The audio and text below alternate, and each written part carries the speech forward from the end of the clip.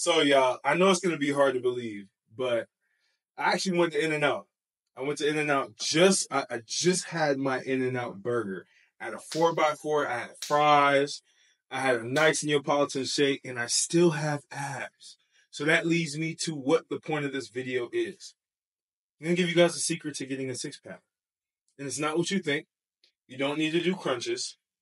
But there are things that you need to do that are fundamental, and there's a nuance that I'm going to explain as well. So the first thing, before all of the bodybuilding nerds and fitness science nerds come at me, yes, you need to be in a caloric deficit so that way you lose the fat so that the abs can show.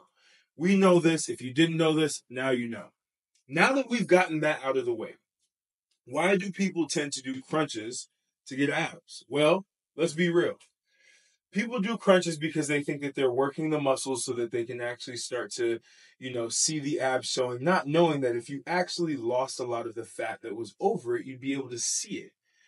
But also, you need to understand the whole point of having abs in the first place. What is the purpose of abs? Abs are for stability, right? They keep you stable. So, for example, a lot of people have back issues, right? A lot of that is because they don't understand how to control their core. So they have an imbalance. So when they move and their core is flexible and they're not able to keep it stable, they can get injured extremely easy, right? There's a book. It's something about like the becoming a supple leopard, right? Or the art of the supple leopard. And it talks about how you can basically have stability in your core and still be able to move and make sure that you don't get injured because of that stable core. So having a stable core is important. And that is essentially what a six-pack will suggest, right? On top of having a lower body fat percentage. So people tend to associate lower body fat percentage with having a six-pack, right? Or having a six-pack with lower body fat percentage.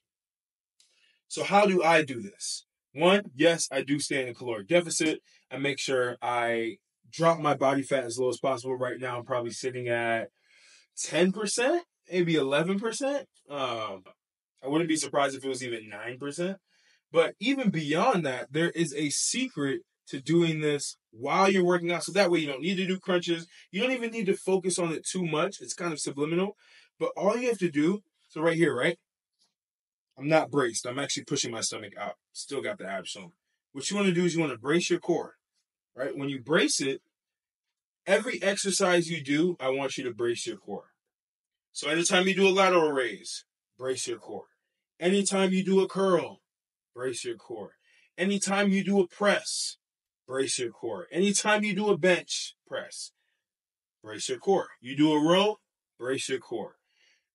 This activates your core and it actually trains it to actually be strong and to have a steady core. I do this with every exercise. For my entire training, like day that I'll have, I will brace my core pretty much for the entire time that I'm actively lifting weights. Obviously, when you're resting, you can chill. You can even do this sitting down. Sitting down, just hold it and just brace, right? Practice bracing your core. It's going to activate it, right? So that way you get the stability. It's also going to train it.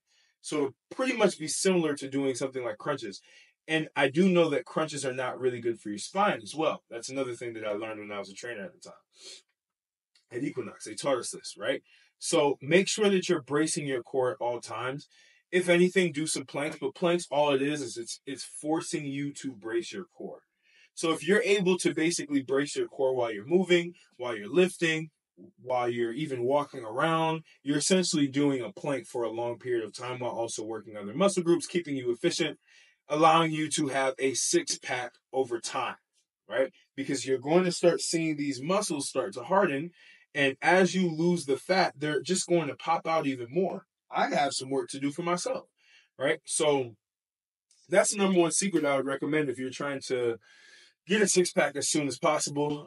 Even an eight-pack, you really just need to brace your core, keep it tight throughout all of your exercises, and you will end up with a six-pack over time. I don't know how long it'll take. Everybody, it changes. I can say 3 months, I can say 6 months, I can say a year.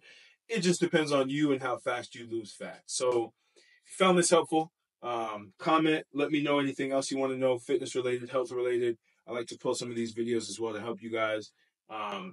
Like, subscribe, share with friends who are looking to have a six-pack as well.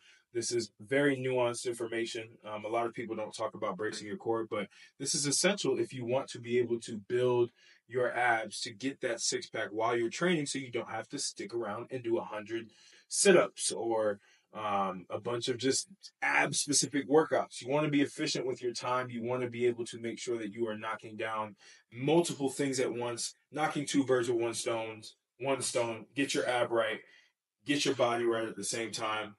Let's get it. See y'all in the next video.